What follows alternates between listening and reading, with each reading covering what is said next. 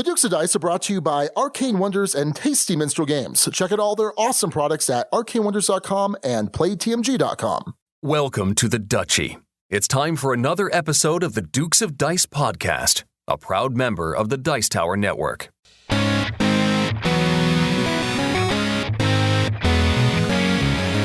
Coming to you from the Duchy in the Duke City, Albuquerque, New Mexico, it's the Dukes of Dice, a podcast about board, card, and occasionally role-playing games. Today, the Dukes are joined by me, Jon Cox, from Jon Gets Games. We review Minion Games' Manhattan Project Energy Empire, then we look back at our review of Kemet in our Dukes Double-Take. Finally, we discuss branding and board games, and now, the Dukes of Dice. Hey there, everybody. Welcome back to the podcast. This is Sean. And Jon. Hey, Jon Cox from Jon Gets Games. Thanks for joining us, buddy. How you doing? I'm doing great. Thanks for having me on the show. I've been a long-time listener, first-time caller. Yeah, I heard that you were looking for some fills for your for Alex being gone, and I thought it'd be a great idea to just jump on here and try to make a fool of myself on your thing as opposed to the stuff that I normally do. Yeah, absolutely. So you've been doing this for a couple of years now. Your YouTube channel, Jon Gets Games. I've been watching you, I think, for about the last year or so. So what's the deal with your channel? Well, it's almost 3 years old as of April, I believe. And if I'm being honest, I started doing it because of Rado, a guy who does videos. He ran a Kickstarter and he mentioned that he was bored one day, picked up his iPhone and filmed a video for a game. And I kind of looked down and I was like, I'm bored. I have an iPhone. I'm going to film a review of Tuluva. I've played that game like 35 times, and I did it. And I just, the name Jon Gets Games just kind of came out of, my old internet handle used to be Jon Gets Bored. And obviously Jon Gets Games has thankfully erased all of the boredom from my life as this now takes over pretty much all of my spare time. And yeah, so for the last 3 years, I just started doing reviews, and then I started doing playthroughs because I felt like there weren't the kind of playthroughs out there that I wanted to see. And now here I am 3 years later, and it's kind of a part-time job. Oh, yeah. I know how that goes. So I did watch that first review of yours, that Tuluva review, and I got to say, I mean, with any kind of content creation out there, right, there's going to be a big difference between number one and wherever someone winds up. And I got to say, right now, your production quality is fantastic. I mean, you tend to script your reviews, right? Sort of. Oh. I guess I would say I outline. Okay. Yeah. My reviews are definitely the longer form. I talk about specific subjects for 1 to 4 minutes, and that's pretty much it. I'll talk for 4 minutes, and the line will say something like, talk about randomness, or maybe this tile is overpowered, and I just kind of go with it from there. Okay. Well, it has a really polished feel, so I think that comes across. So that's cool. Well, that's really cool to hear because things do definitely change a lot over a couple of years. It starts with an iPhone, and now I'm surrounded by electronics in a room with cameras and lights and multiple microphones. It's definitely an expensive thing we find ourselves in sometimes. Yeah, no, absolutely. And then you're 5 episodes into a podcast of your own. That's true. Yeah, about a year ago, this guy named Efka, who runs also a review channel on YouTube called No Pun Included with his wife Elaine, we just started talking because we did a live playthrough of Scythe. We didn't really know each other, and we started chatting on Twitter, and we kind of realized that we really get along. And over the last year, we talk all the time. Same with another friend of ours, John Perkis from Actual Law, and who also does board game reviews. And we just realized, man, we all talk together so well. Let's just kind of do a podcast. And so it ended up just being myself and Efka kind of having the conversations we normally have anyway, sometimes just on Skype when playing a game together. He lives in England and I live in California. And we're just like, you know what, let's just record these and just put it out there, to the point now where sometimes we'll be having a conversation and we have to say, no, stop talking. We want to save it for the podcast. Yeah, I know how that goes too.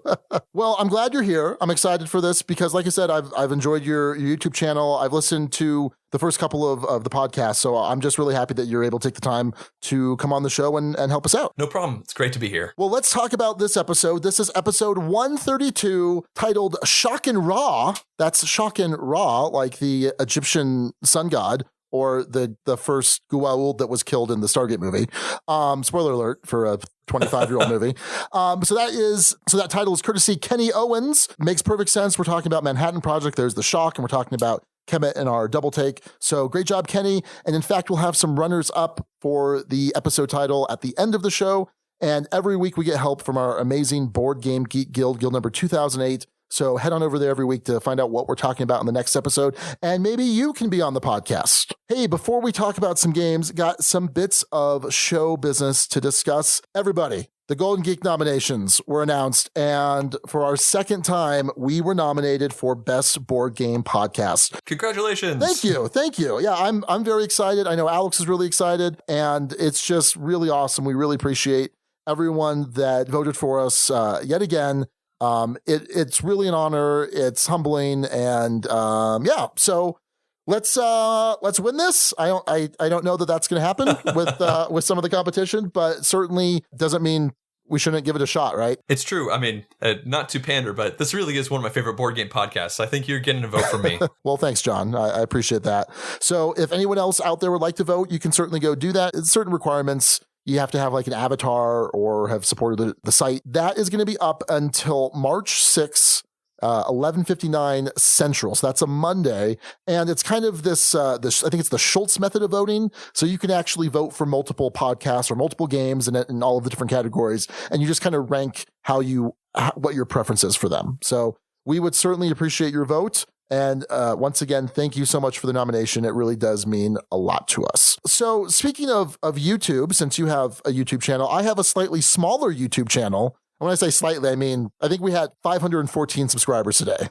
So not new subscribers, because that would be awesome. I mean, we have 514 total, but we did just put up our Tomb Trader review from Level 99 Games and also an unboxing of Arcadia Quest Inferno, which I got a lot of stuff. Did you back Arcadia Quest by any chance? No, I haven't played any of the Arcadia Quest games. It's kind of been on my list of games I want to try at some point when I have the opportunity, and it hasn't happened just yet. Because you're not really a CMON junkie, right? No, I'm not. Oh, must be really nice. But I've backed one or two of their things. In general, I do enjoy American-style games to a certain degree, but I'm much more of a Euro gamer. Yeah. And so those types of games, they look flashy, they look cool, and occasionally I get to try them. But no, this one didn't exactly grab me. So also just want to let everyone know, we do have a Patreon account where you can help support the Dukes of Dice. It's patreon.com/Dukes of Dice. Just want to give a quick shout out to one new backer, Ellie Davis. I've seen this guy naked more times than I'm happy to admit. He's actually a friend of mine from middle school. We wrestled together. Well, let me put that all in context. We were on a wrestling team together. We played football together, and I actually performed his wedding 2 years ago. So he is a brand new count backer. Thanks, buddy. I appreciate it.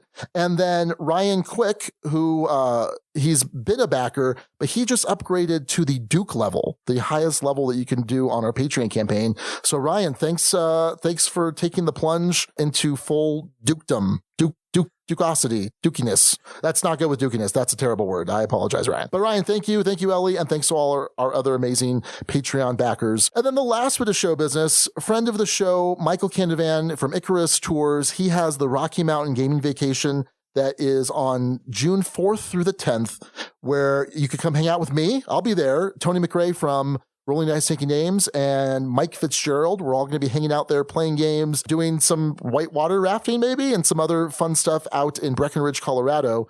And there are just a couple spots left. So if you want to come out, play some awesome games, do some cool vacationing stuff. Alex has been on this, Dan King, the Game Boy Geek. This is supposed to be a ton of fun. I'm super excited for this. So I would definitely recommend this. Still plenty of time to, kind of plan out. It's June. But if you're interested, definitely hurry to get those last couple spots. All right. I feel like that was a lot of show business, John. It's true. Thanks for kind of, sitting through all that. But let's talk about some games. Yeah. I'm excited for the games you want to talk about. Let's talk about these games. All right, so to jump in, the first one I want to talk about is Through the Ages, A New Story of Civilization. And this game came out about 2 years ago and then also about 11 years ago, because this is a new version of Through the Ages, which I think came out in 2006. And this is not exactly a new game for me. In fact, the only top 10 list I've ever done for all of my favorite games had this at number 1. This is my favorite game currently of all time. And the reason it's on this list is because I got to play it in person, which is exciting because this is a beast of a game. I've loved it for so long, but I get to play it about once every 2 years in person. And occasionally I play online as well. So last weekend, I sat down with two of my best friends. We've played this game together tons of times, and we played a 3-player game, and it took pretty much 4 hours on the dot, which is about average for us in this game because all three of us, we don't suffer analysis paralysis too much, but man, there's so much going on because this is a full-fledged civilization game without a map. It's just all about drafting cards from a sliding card row and putting them into your civilization and upgrading using science as a resource, and you have ore and you have food, and all this stuff sounds kind of bland, right? Or food and science, they're not the most interesting things in the world, but you put together just these amazing, wonderfully tight engines. And really, it's just about my engine versus your engine. And then on top of that, there is this wonderful tension of military because there's no map in this game. So you're not exactly pushing dudes around and trying to take over people's bases. Instead, what you're doing is just applying military pressure by having big numbers and having seeding these events that can really mess over people who are weak, as well as just aggressing somebody who is a much lower military than you. And in general, it's kind of a Cold War sort of game where the aggression rarely actually happens, but the buildup and the tension is definitely there and kind of guides how you're playing. And man, I love this game, and I love the interesting decisions that come into it. It's such a satisfying media experience. I love this game. I think it's fantastic. It's probably in my top 15, I would say. And I've played the last edition. I've played the current edition. I don't own the current edition, which I need to rectify that. So I'm assuming you're playing on Board Gaming Online, right? Yes. When I play online, it's with Board Gaming Online. Okay. Cause that's the new edition. And then if you want to play the last edition, you can do that, I believe, on Board Game Arena. I believe that's true. But if I'm being honest, you got to play the new one. It's so much better. With this new version, not only had new art, and new art is fine, especially considering the old version was pretty bland to look at. Yeah.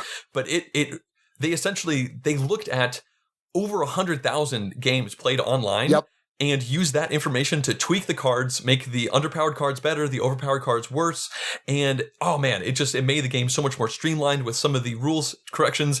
It really is kind of a new game. And I know some people complain that it has 2 different listings on Board Game Geek, but I think that it does play so differently that you can make a somewhat reasonable argument that this is a different experience. It is. Yeah, it's definitely a better one. So yeah, we need to play some time. We need to play, because there was a while I was playing a ton of this asynchronous. So just, taking a couple days, taking a couple turns here and there. I love playing this game online. And yeah, it's a hard one to get out to the table. It is, which is why I wanted to say it here. I was so excited to actually hold these cards and think about it in real time that I had to mention it. And that's Through the Ages. Very cool. So this was kind of an interesting play I got the other week. This is an older game, older when it was published and older because it's kind of existed before it was published officially, and that's The Great Dalmutti. This was a game that was kind of put together by Richard Garfield, although I don't think he's technically the designer. This came out in the mid-90s. I think it was done by Wizards of the Coast. And this is basically a card-shedding game, kind of like Tichu or Chimera, where you have this hand of cards that goes from 1 to 12, and there's 1 card, there's 2 2s, and then 12 12s, right? And everything else in between. What you're trying to do is get rid of your cards first. The lead player is going to play a certain number of cards from their hand that match. So maybe they just play 1 7, and then everyone else has to follow with a single card that is less than 7 or less than the card that subsequently played. So I play a 7, John, you play a 6, then the next person plays a 3, the next person has to pass because they don't have a 2 or a 1, and so on. And then whoever is the last person to play a card, because you can keep going on it. So let's say it comes back to me and I'm able to play the 1.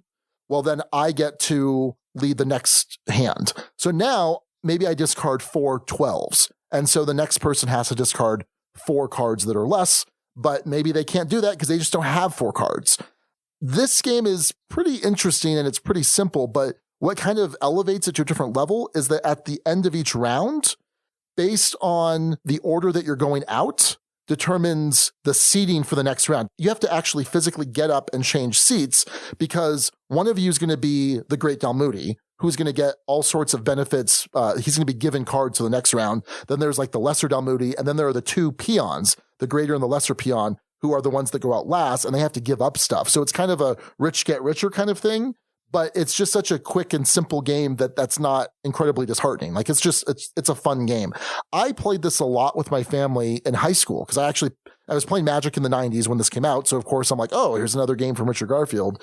And we played it a ton. And it was fun to play this the other week. It was actually our buddy Nick's copy, and it was still in shrink. He had this copy from the 90s and he just cracked it open. It's like, oh, let's play this. So yeah, it was pretty fun. It was kind of a blast from the past for me. And what's nice is you can, if you really want to, you can kind of just create this out of a deck of cards because it's not really like it used to be kind of in the public domain, this game. So kind of an odd game, an odd one to play, but I'm glad we did. Like I said, blast from the past. So that's the great Dalmutti. Next up, I've got Star Trek Panic, which was actually sent to me from USAopoly as a review copy. And I was kind of interested in it because this is a new version of the Castle Panic system. Are you familiar with Castle Panic at all, Sean? Yeah, I've played Castle Panic and Zombie Panic. Okay, yeah, I've only done the Castle Panic. And I remember when that first came out, and I felt like it was kind of a kiddie version of a cooperative game, because in this you have a castle in the center of the board, and then there are concentric rings going out, and there are various orcs and mean things from fantasy who are just invading in and trying to destroy the castle. And it's all about hand management, kind of passing cards back and forth. Although in Castle Panic there was this weird semi-cooperative rule set, and I think that's part of the reason why the game felt really easy and honestly not that interesting. So when Star Trek Panic was announced, I heard some things about it. There was some buzz because the idea was, instead of having a castle in the middle of the board, you now had the Star Trek Enterprise, and you could actually move. There was some idea of moving throughout space to manipulate where all the enemies are going to be. And then, of course, it also has the theming of Star Trek. It's the original show. I'm not a huge Star Trek junkie, so I'm not great on all of the different lingo for this. But we got to sit down and play this one, and I have to say that I was really surprised. I didn't expect it to be bad, but we really had fun with this. It actually got played twice in the same day because other people saw how much fun we were having it with the first time. And I think a big part of it is because this is the old Captain Kirk style Star Trek games. And what you're trying to do in this game is solve 5 missions, as opposed to the other game where you just try to survive, which, I don't know, that gets kind of boring after a while. In this one, you have to do specific tasks like discard a certain kind of card or do various odd kinds of events. I mean, in one of them, this doomsday ship shows up and you can't even destroy it, and you have to just like survive while it's kind of spiraling around and hitting you. There's all sorts of stuff going, and it really felt like a great thematic connection. We were collaborating and talking, and what you're doing on your turn is mostly just trying to play as many cards as you can. And probably 75% of the cards in the deck are just phasers hitting a certain concentric ring that is around the Enterprise. But what this means, since there are so many of these cards and everybody has them in their hands, is that we didn't have too much of a quarterbacking issue because there was so much going on, and everybody had unique powers that they could use as well. Like, we were certainly collaborating, like, oh, you know, you should do this and then that, and then like, oh, maybe come back and forth. But it felt like there was a good enough density of options that we were all collaborating and just having a really fun time with it. And another great thing about it is, from a bit perspective, you have this Enterprise, which it honestly took me about 15 minutes to put together. It has these great instructions, and it stands like 3 inches tall on the table, and you have these big plastic shields you put down in front of it to absorb the shots that are coming in from the enemies. But then as you start to take damage, you actually kind of socket in these blowing up damage tokens, and then once you actually have really taken damage on the ship, you can see on the middle of the table the Enterprise just blowing out gouts of flame and, you know, just like missing pieces. And in that first game, it was actually a little easy, and I was a little worried. I was like, well, we kind of skated by, not too bad. In the second game, we went down in flames, just an explosion, and we had just as much fun the second time as the first. So I went into it kind of hoping it would be about like Castle Panic, and I went away from it thinking it was way more fun. Interesting, because I'm not crazy about Castle Panic or Zombie. Is it? No, it's Dead. Is it Zombie Panic? No, Dead Panic. I think there was. It was Dead Panic. Dead That's Panic. right. That's what it is. Yeah, I'm not crazy about them, and so I kind of have stayed away from this, even though I'm a big Star Trek IP junkie. Like I enjoy that. So it's interesting. It sounds like you've had kind of a similar experience as I have with Castle Panic, that maybe it's worthwhile for me to check this out. So I think I'll give it a shot. Yeah, if you have the opportunity, go into it with open eyes and you might have a lot of fun. And that was Star Trek Panic. All right, so I'm going to talk about Tausch Rausch, which is German. I'm going to spell that. It's Tausch. That's Tausch. Rausch is Rausch. It rhymes. They're kind of spelled the same way. And apparently it's German for either exchange noise or noise exchange. I'm not sure because I don't know how German syntax works. Like if the adjective, I don't know. Anyway, this is a Rudiger Dorn game, and I'm a big fan of him as a designer. And it's not available here in the US. So that's kind of the only caveat here. A buddy of ours, Len, he picked this up, imported it through Amazon DE, I'm assuming. And it's only in German. So someone on BGG translated it, but only by putting it into Google Translate. So that's apparently the only available English translation of the rules. But that's okay because it's a simple game, and it's actually kind of a rummy game. There are these 5 stacks that are placed out. You're going to have one card underneath one stack, and then I think it's 1, 2, 2, 3, 4, something like that. And what you're able to do on your turn is take the cards from one of those stacks. So if I take 2 cards from one of the 2 stacks, I now have to put 2 different cards back. So that's kind of the rummy element there, sort of. But then you're also trying to create these sets like you would in Gin Rummy or some other rummy game like Wyatt Earp or whatever, because there are these objective cards that are out. And it might say, if you can turn in 4 pink cards, then you get this objective. And you're trying to race to be the first to have 5 completed objectives. Or it might say that you need 4 blue cards that add up to 23 or greater, because there are a bunch of cards with suits, different colors, and then I think it's 1 to 10, I believe. And so it's just you kind of crafting your hand to try and match some of these objective cards, and then on your turn, claim an objective card and just be the first to get to the 5. And it was pretty interesting. It was a pretty simple rule set, but it was pretty interesting. Like, it's that rummy style game, which I'm a big fan of, but this kind of expanded it to have multiple draw piles and discard piles than you would see in other rummy style games.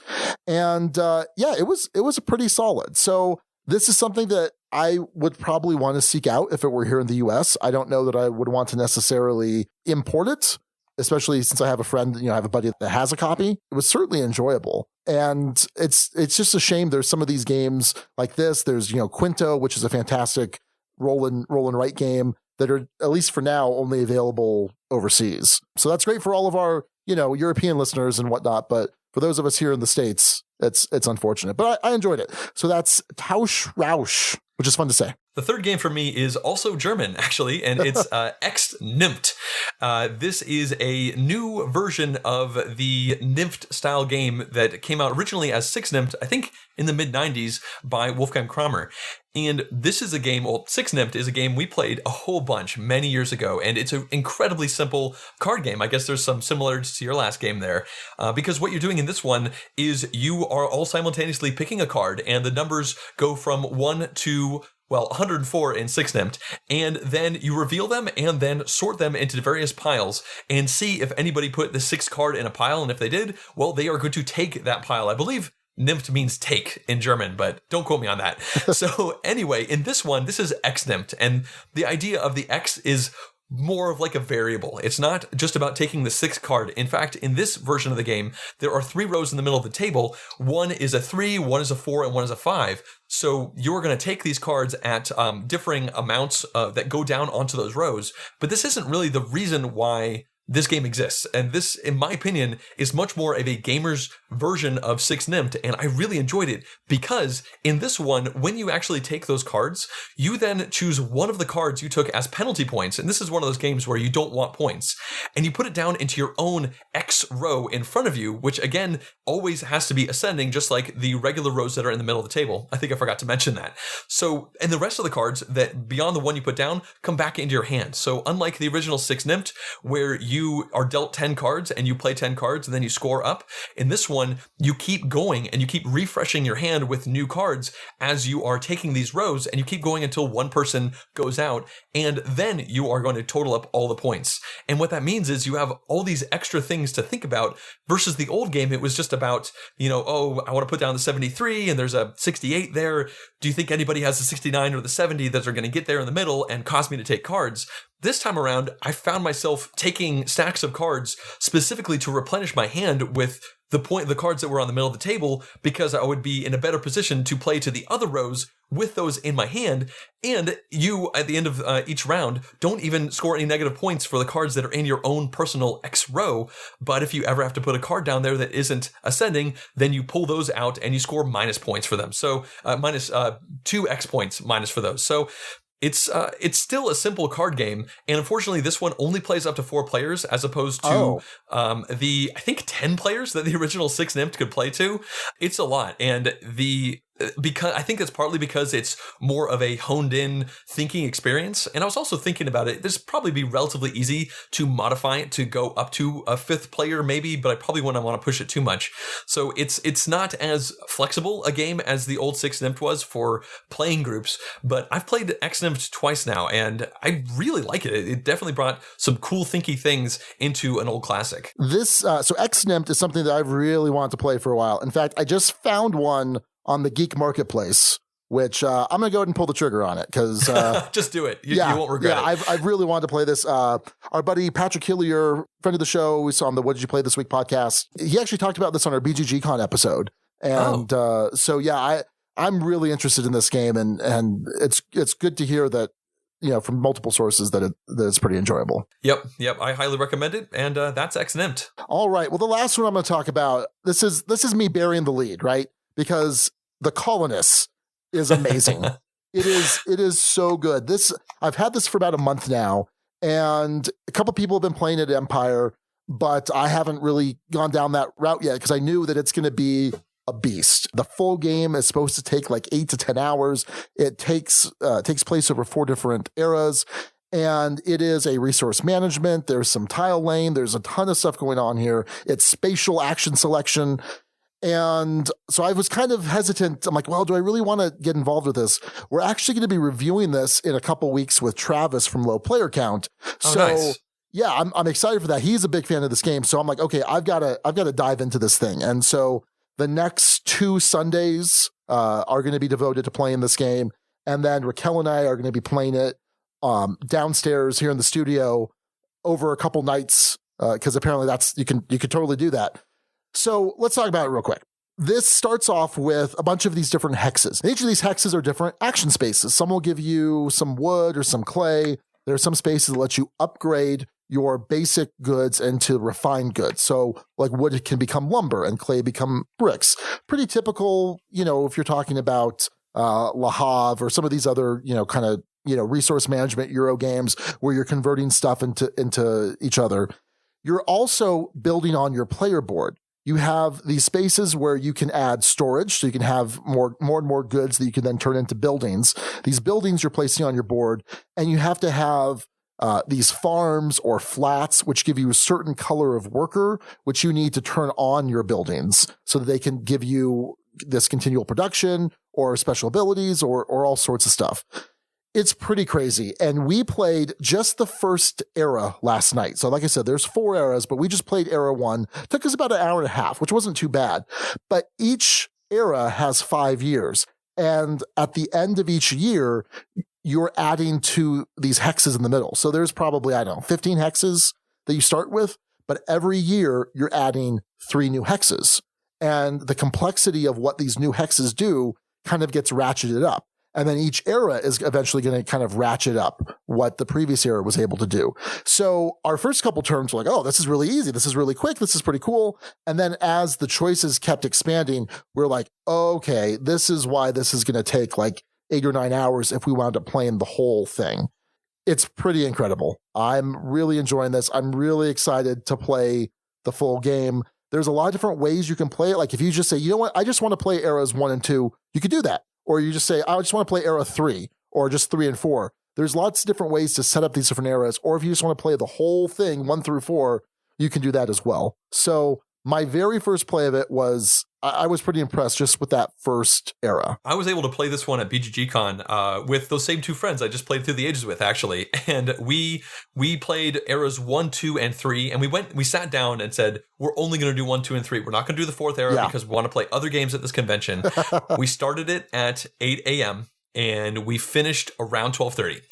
for those. So it was only about 4.5 hours to get through those first 3 eras. I will tell you, I was a little fried after those 4 hours, though. I bet. Because, like you were saying, the complexity definitely ramps up. That first whole era almost feels like an extended setup to the game, because the resources that you're putting down, like you said, it's just like wood and I think not even bricks yet, it's like wood and clay. And you're like, okay, wood and clay, what can I do with these? But by the time you're in the 3rd era, man, there's so many different resources and there's all this stuff going on. It's certainly an impressive game. The box, I think, says the epic game of strategy. And I think that certainly lives up to the word. I know my friend Efka played a full game all the way through era 4, possibly 4 players, and that went like 11 hours, and that's a long day. yeah I feel like I'm gonna want to try and play this most at 3, because I think there was a decent amount of downtime even in the first era when we had 3 players, and so 4 seems like it's going to add quite a bit of time. But what was interesting was just that first era, especially the first 4 of the 5 years, it almost felt like it was the same weight as like a Glass Road, which is pretty straightforward. I mean, if you're into, these Euro games, these medium weight Euro games, Glass Road's a pretty simple introduction, I think, to some of the heavier Uwe games. But this had that same feel, but just knowing that, well, the game's kind of breaking you in, right? The game is going to build on itself. And so while it starts off at kind of this lower end complexity, the depth is still there, and it's going to, ratchet up quite a bit. So I'm really excited to play more of this game. I've only played it once. I'm looking forward to hearing your extended thoughts on it, because my friends who I played with, they actually picked up a copy. But this is, if we have a hard time getting through the ages to the table, this one is certainly going to have an even harder time. Yeah, no, absolutely. So that's The Colonists. And real quick, before we head on over to the news, we have a cameo from a special guest. How are you, Alex Goldsmith? I'm fine, Sean Ramirez, attorney at law. So we've got Jon from Jon Gets Games here, too. Hi, Jon. Hey, Alex. We met briefly at BGGCon, I think. It sounds like Jon got a guest hosting spot. I did. Oh, that's just terrible. I'll take it. So, Alex, what are you doing right now? I just landed in Kuala Lumpur. I'm at the airport waiting for bag claim. Sorry. That's my friend Lizzie. Hi, Lizzie. She can't hear you at all. I'm on headphones. Does she know that you're board game nobility? She is semi-aware. It helps having a laptop sticker. Okay. And a shirt. It does make it more official. Is Lizzie a special friend? Sure. We'll go with that. Oh, okay. Have you managed to play any games on your travels yet? So as I briefly said, and I didn't get a chance to talk about the game itself, but yeah, as I briefly talked about when Sean called me ahead of a snorkeling trip, which thank goodness Dan King didn't need to save me from. I did get in a game in Copenhagen, and actually got a copy of the game as a result from a couple of listeners who we met up with at the, I believe it's called the Bastard Cafe. I hope you don't have to censor that out later, man. Sean. Yeah. My virgin ears. Yes, I know. It's a family show, all right? Yeah. No, but we got in a game called HMS Dolores. Oh, yeah. Which, Eric Lang co-designed. You could just say Dolores. That's fine. Whatever. Which has, it's, oh boy. I'm way off of my board game talk. I have not played anything in too long. This is a sort of negotiation, backstabbing, manipulation, rock, paper, scissors-y kind of game where you're dividing up pirate loot. Okay. And there's a song that goes with it. So it goes, we cheat, we loot, we drink from a boot, do, lo, rest, and then you reveal what you're doing. You might swindle someone, you might backstab someone. The song, by the way, is, at least my understanding, is at least half made up by one of our listeners. So, but I'm going to use it in every situation. That's already back in New Mexico. That game, I did get an extra copy of it. So that's in one of my bags back in New Mexico at this very moment. But I'm not there, so Sean, you're gonna have to wait. Okay, I've got plenty of stuff to play in the meantime. What else? Oh, Sean. The only reason I had to make back-to-back appearances, by the way, after so many weeks gone. I don't know if you addressed this or not. We have not talked about this. There was a thread on the Guild. Yeah. That was which I didn't actually read, by the way. I saw the responses to the original post, but the original poster took this down. This was on the Guild. It was a little Guild hate for me. I was surprised. It was someone saying, effectively, according to a post that I didn't actually read, so I'm gonna very much strawman this. Okay. That they preferred the show without me. Sure. Yeah. They thought it was doing better, which with guest hosts of as high of a quality as you've been able to get, and local hosts, I can understand. Everyone's been doing a fantastic job. I'm not going to presume that Jon's been doing a fantastic job because he's still in the middle of the episode. He could still screw things up, Yeah, and I haven't heard any episode, so I can't vouch for Jon yet. I could try to tank it to make you look better. Are you putting Jon on notice, Alex? No. Jon, be as tremendous of a guest host as you want to be, but really, just to piss that one guy off, I kind of feel like I have to show up every week in some form or fashion now. Well, what was nice is that the Duchy rallied to your defense and said, "Yeah, everyone's doing a great job, but they all miss you." Excellent. Yeah, no, it was definitely heartening to see, and then Sean and I had a little bro love on there too, which is always good. Little bromance. Yep. So I'm going to be getting in some new plays this coming week, though. Okay. I'm meeting up with some listeners, or a listener and his friends for Monday Night Game Night in Singapore. Okay. So I don't know what we'll be playing or if it'll be new, but that's where I'm going. All right. Well, that sounds awesome. I'm glad you're finally get some games in after it's been like 3 weeks since you were in Copenhagen. No, more than that, more than a month, because that was back in mid-January, and we're like late February now. Yeah. So wait, let me think of it in terms of the podcast schedule. So that was around Mike Fitzgerald. Okay, check. Oh wait, no, that's not true. Oh, maybe it was. Oh man, that's so long ago. It might have been. Yeah, and guess what? Only about halfway through the trip. So yep. This is the halfway point right here, as far as episodes go. Yeah. Oh, good. Leave it to Sean to know my calendar better than I do. Yep. I have a whole spreadsheet, Alex. Excellent. Well, keep up the great work. I don't want to interrupt the episode anymore. Jon, I hope you're doing a great job, and if you're not, then way to screw up the podcast forever. That's okay. You'll just look better. I'll be in time in Kuala Lumpur. Give Lizzie my love. Oh, okay. I already walked away from her. She seemed a little annoyed by the whole thing. Oh, okay. All right, buddy. No, just kidding. She's awesome. Later, guys. Well, have fun. Stay safe. Peace out, Dutchy. And that's going to do it for our plays this week. Let's head on over to the news desk.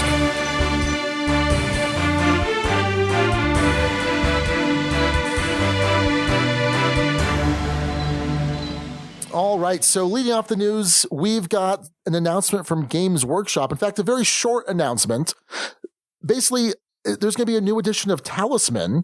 If you go over and check out the Warhammer-community.com page, there's a very brief announcement that just says, hey, we're going to put this out later in the year. And that's pretty much it. So not a lot of news there, except that I think what information you can maybe glean from this, because remember, it was a couple months ago that Fantasy Flight and GW kind of parted ways. Fantasy Flight was handling most of the GW board game stuff. So you had like Forbidden Stars, and you had Warhammer Conquest, you had Invasion back before, when that was still going on. And Games Workshop at the same time was starting to put out these high-end board games, which were really just kind of excuses for their miniatures, right? So Silver Tower, the new Warhammer Quest came out. That was like $150 MSRP. There's the Battle for Prospero, which is again, they're $150 MSRP with a ton of amazing minis, where the board game is kind of there as an afterthought. At least that's how it felt to me. But it looks like maybe this is kind of giving us the indication that they parted ways because Games Workshop wanted control back of their IP for board game purposes. Did you ever play Talisman, Jon? No, I know enough about it. I think I might have tried it on the iPad now that I think about it, but I don't really have much experience with this one. So I played 3rd edition back in the early 2000s. And in fact, when I was working at one of the Games Workshop retail shops, we would usually have a Sunday evening meeting after the mall closed, and then we would play Talisman into the night. And then I haven't played the newest edition yet, but the old 4th edition from Fantasy Flight, which came out in 2007. So I'm interested to see what they're going to do, because Fantasy Flight had a good price point, right? Because I mean that's what they do. They're in this aspect of the hobby where they can put out still an $80 or $90 game. So I'm curious what GW is going to do with this, if it's going to be a $150 edition of Talisman. And I'm not sure who's going to be interested in that, unless it's going to be like, oh, I can use these miniatures in Age of Sigmar, or something like that. I don't know. Kind of mixed feelings about this. Not a big fan of Talisman, but I know it's popular with a lot of listeners out there. It certainly could be a neat indication of where they might be going in the future. That's for yeah, I think so. So the next bit of news, Cryptozoic has acquired the license to make some Rick and Morty games. And unfortunately, I don't know a whole lot about Rick and Morty because I just haven't watched the first 2 seasons yet. And everyone tells me that I should totally do that. But you've seen it. Yeah, it's a cartoon and it is hilarious. It's also very dark and occasionally disturbing. But no, I've really enjoyed watching it and just looking at these 2 games. The first one, it says Rick and Morty Anatomy Park. It appears to be a tile-laying game where you are building a park like an amusement park, but it matches one of the episodes in the show where it's actually inside of a homeless man's body, using the various organs and whatnot. And according to this description, it appears that you might have to actually do some acting out of the various things that go on when you actually put these tiles down. So they're probably really gunning for the humor style that's going on here with the show, while also maybe trying to dip their toes into some Euro-y thing with these tiles. I don't know. Yeah, so I'm curious what this is kind of aiming for. Is this trying to target the Rick and Morty fans or people that just kind of tangentially enjoy Rick and Morty but are also gamers? I'm interested to see more of this. I'm also interested in seeing that episode because that sounds pretty interesting. They're all like that. Yeah, I think the target market for this is probably going to be more for the fans of the show, but not really knowing how it works beyond it being a tile-laying game.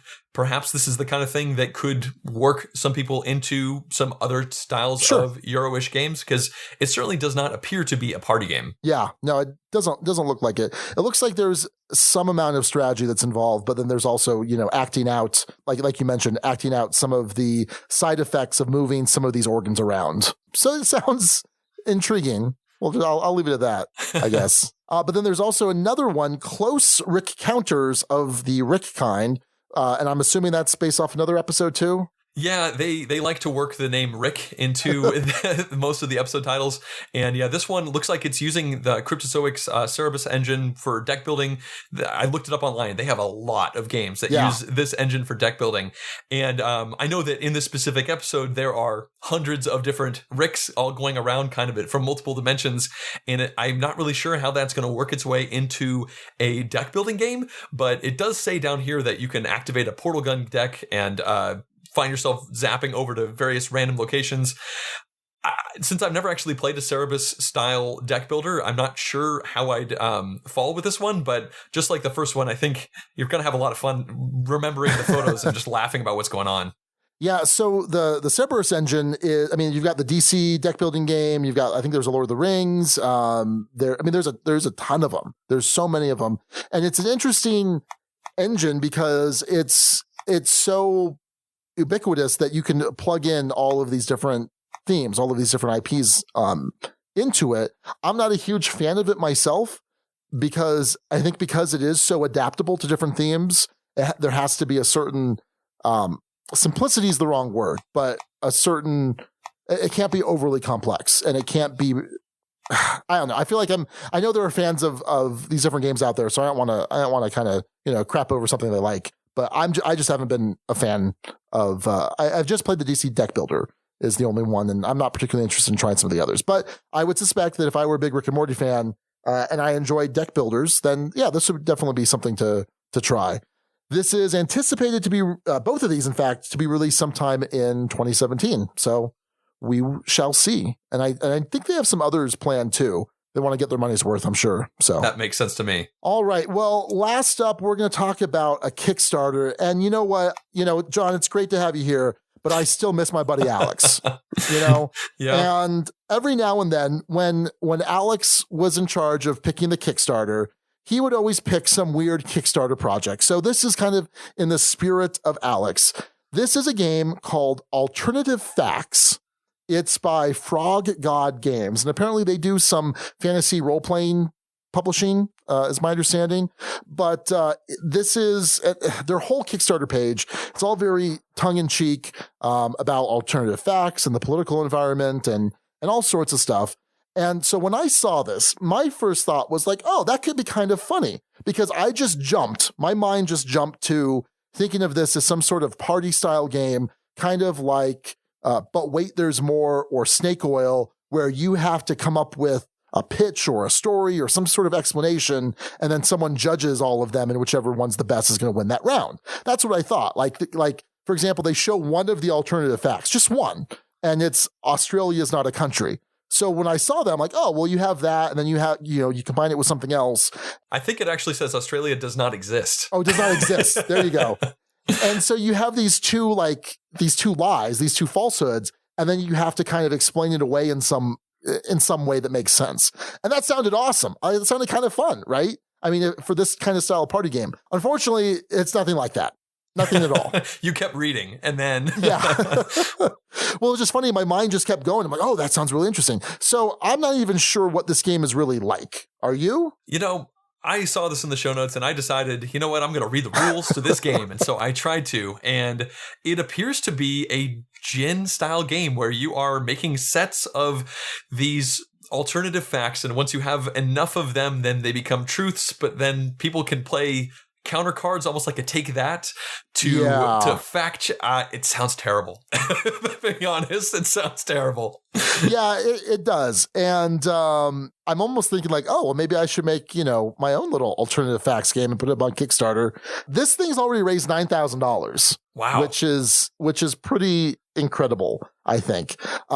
Especially considering that the pledge is for $40, and that gets you the base game, which is 90 cards and a tuck box, plus an expansion, which is another 90 cards and a tuck box. So we're talking 2 tuck boxes, 180 cards for $40. And then here's what they say on top of it, right? The estimated cost of shipping is included in your pledge. Any shortfall will be charged in backer kit, kind of the back end that they use. Right. It is during this checkout that any excess shipping is calculated and charged. We do not anticipate that there will be a shortfall in the shipping charges. I found that kind of interesting. I've seen Kickstarters where people say, we'll charge on the back end, and whatever it is what it is. But it just seemed kind of disingenuous to say, oh, it's included. Don't worry, it's included. But it might not be. Yeah, I don't know how they have $9,000. Maybe, it continues to say that it's not a political campaign, but they must just be raking in some money based on the current political climate to just get some people who did not read the page and maybe thought the game was what you thought it was. But that still does not sound like a lot for $40. Well, and that's the crazy thing. Like $40, you can get some solid games for $40, some solid Kickstarter games, right? And it just seems like for what you're getting for 2 tuck boxes of cards, and for kind of questionable gameplay, that seems pretty nuts. $9,000 is a lot. Well, good luck to them. I don't think I will be looking at that page again, though.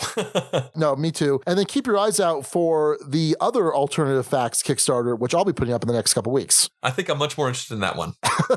All right. Well, that's going to do it for our Kickstarter, and that's going to do it for the news.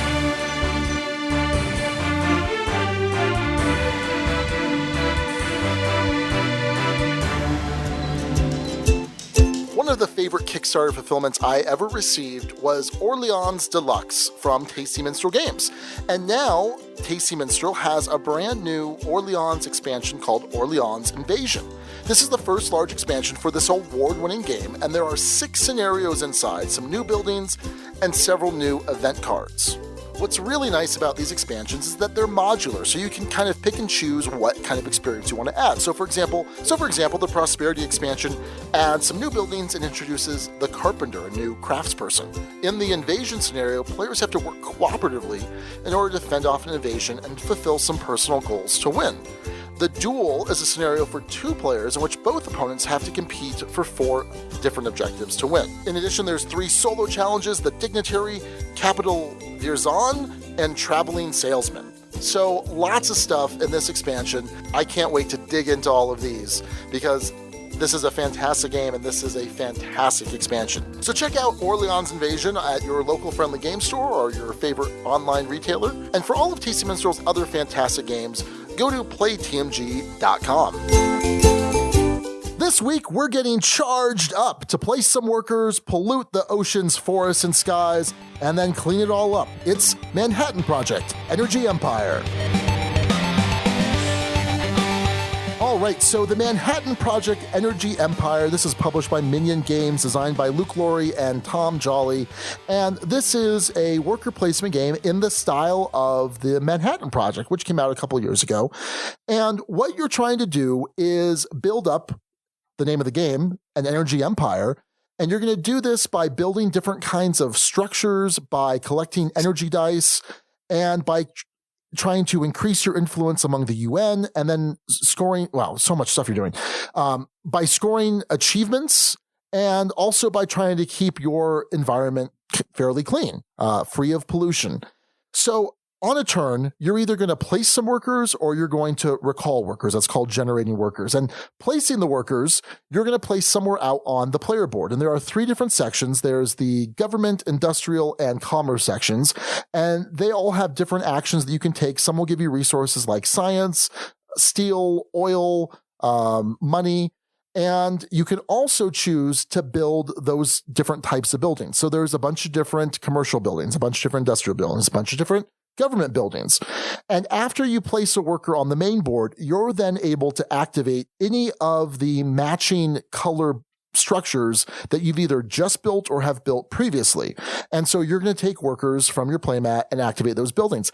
However, in addition to the 3 workers you start with, you're also going to start with energy. And throughout the course of the game, you're going to get more energy. This energy can be used to activate the structures, but it's also used to help workers get placed on the board if the spot they're going to is occupied. Let's say, John, that you went to the spot that gives you money, and I really need some money, so I'm going to need to go to that spot too. So you, John, place 1 worker there.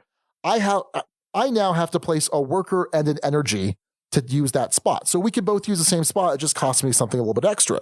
And then let's say that the 3rd player wants to use that spot as well. They have to place a worker and 2 energy. Basically, the stack needs to keep getting taller and taller. As you're activating these spots and as you're activating these structures, you're going to be getting all these different resources. You can turn them into other resources. Eventually, you could turn some of those resources into points.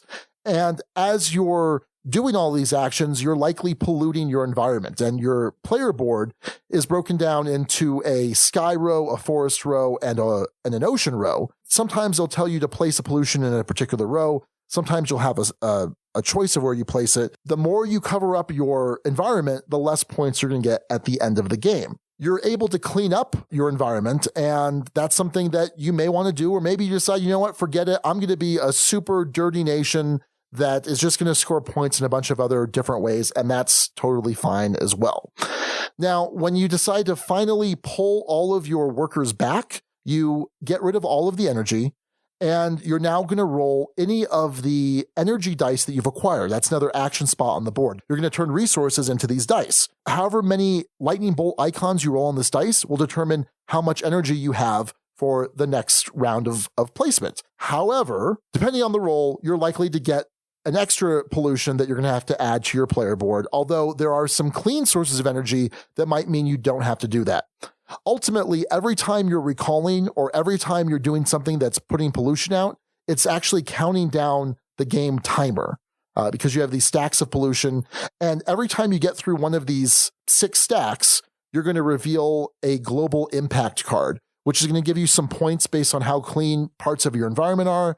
It's also going to then have some sort of either game-changing effect or some sort of immediate effect that can completely, send you into upheaval depending on what it is. In addition, when you recall, if you have extra leftover workers or energy, in fact, if you have 2 or more, you get to claim an achievement. And these achievements are worth up to 5 points at the end of the game. The last thing I'll mention is that you can advance on the UN track, which is going to be worth a lot of points. I think the first bump is 4 points, and then 8, 12, and somewhere in there. Eventually, the last spot is worth 17, and whoever has the highest influence in the UN gets a bonus 3 points. And this is usually going to cost some type of resources. It's different for each player because at the start of the game, you've selected a different country, which is going to determine your starting resources and then also what you actually need to increase your influence there in the UN. So that's the gist of it. At the end, you're going to add up all of the points on your structures, all of the points on your clean environment, points from achievements. You're getting some points for your dice, and whoever has the most points is the winner of Manhattan Project Energy Empire. All right, John, what do you think of this game? General thoughts? My general impressions are really positive. I went into this with lukewarm expectations because I was not a huge fan of the original Manhattan Project. I know that it's more of a thematic connection between these two games. In fact, I think it's different designers. But right from the get-go, I wasn't too sure what to expect. But the first time I sat down and read the rules, I kept saying, that's cool. Oh, that's a neat idea. And when I actually ended up playing it, I really liked the way a lot of the stuff came together. It had some really nice worker placement, and it had some really nice engine building as well. So my general impressions, I've enjoyed playing it so far. So I was a fan of the Manhattan Project when it first came out. I got it, pretty close to its release. I didn't kickstart it, but when it made its retail release, I purchased it, played it 6-7 times. And I enjoyed it. I enjoyed the Manhattan Project, but ultimately, my big problem with it was that it was a race to get to a certain number of points. However, that's a crazy thing to say because it makes perfect thematic sense. You're racing to build these bombs. It's true. I mean, that's what was happening in World War II. The different nations were racing to complete their different, nuclear projects. And so it's kind of a silly critique of the game, but just from a pure mechanical standpoint, I didn't like the fact that it was a race. Here, you don't have that race. It's it's almost a point salad in a way. I would agree with that. You get points for all sorts of stuff in this one. Exactly. And so very often the last couple turns, it's coming down to, okay, if I do this, I can net 3 points. But if I do this, I'll get 5, but I'll lose 1 here because I'm covering up this spot on my environment. So yeah, I'll do the thing that nets me more points. I think I had a similar feeling that you did when I looked at all of this and I thought, oh, that's clever. Like there's a lot of thematic connection here between what the mechanics are doing and what it actually symbolizes. And my general impressions of this game are good. However, I feel like if this had come out 3 years ago, I would have liked this a lot more than I do now. I enjoyed my plays and I found it interesting.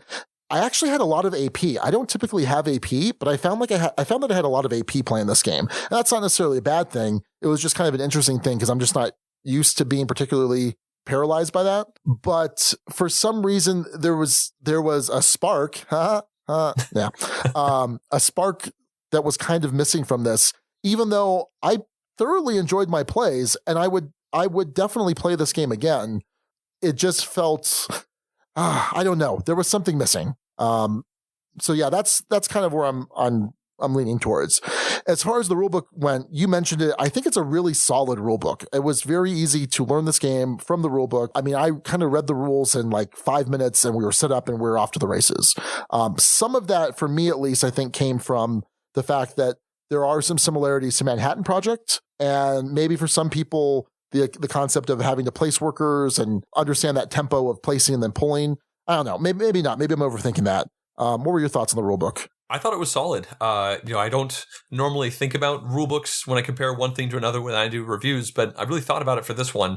And I did get one thing wrong the first time I played the game, but it was right there in the rule book in the right section. I think I can only blame myself for that. I never had a problem going back to reference things. It had good diagrams. Yeah, I'm impressed with it in general. Now, I think that what this game does really well is the art and components. I love this art style. It's the same kind of weird, like bobble-headed workers that almost look like doozers from Fraggle Rock. Totally. Is how I think of I thought of that when I first played Manhattan Project. And yeah, I like the art style here. I think it's pretty solid. And I think the graphic design is excellent. The iconography is really easy to understand. It's really consistent. You pick up a couple bits initially and then all of the cards, because there's a ton of these structure cards and they all make perfect sense. Maybe there's some exceptions, but for the most part, I think that it's really strong iconography. I'd agree. And that wasn't a hindrance to play in any way. Pretty much every spot you looked at on the board, you could figure out what it was supposed to do. Maybe there was a slight question you might have about one or two of the icons, but yeah, it was very clear. And I like the art style as well. I really like the art style in the original Manhattan Project as well, and the overall aesthetic for both of these games. I mean, it's definitely not an intricate style of art on the cards and whatnot, but it all tends to pull together. And they're also, with the event cards that get revealed 6 times through the game, the events themselves are sometimes not drastic for a mechanical perspective, but if it's riots or nuclear fallout or something like that, you look at the actual illustration there, it definitely brings you in. As far as the components go, I think it's also a fantastic production. Good quality on the board. The player boards are the thick card, which I'm fine with. I don't think they need to be thicker than that usually. The workers themselves are really thick. They're some of the thickest cardboard I've ever seen, yeah. Yeah. The only complaint I think I would have is that I would like the workers and the energy to be just a little bit wider. Stacks tended to fall over here and there. Not a big deal, but I think it kind of added to the feeling of fiddliness to this game. But I think it's kind of a nitpicky complaint. Overall, I think the component quality is really good. I mean, we haven't even talked about the resources yet. Yeah, I was about to say, you have these little oil barrels, you have these little clear plastic cubes, and it is, I guess, a little odd that you have these great little steel I-beams, and then for science, you just have little cardboard chits. Like, I like the plastic, I like all the other bits. There's a weird disconnection there. I suppose it's okay that they're cardboard, but sometimes you kind of expect all of the resources to be similar style, and in this case, there are two. But it works. All right, John. So let's jump into the meat of this review. How does this game play in your mind? Well, as far as the actual mechanics that you're doing while you're playing, I haven't had analysis paralysis, but I have really enjoyed all the decisions that I've been making while I've been playing, trying to figure out where to put the workers down and trying to figure out how to put the engine together.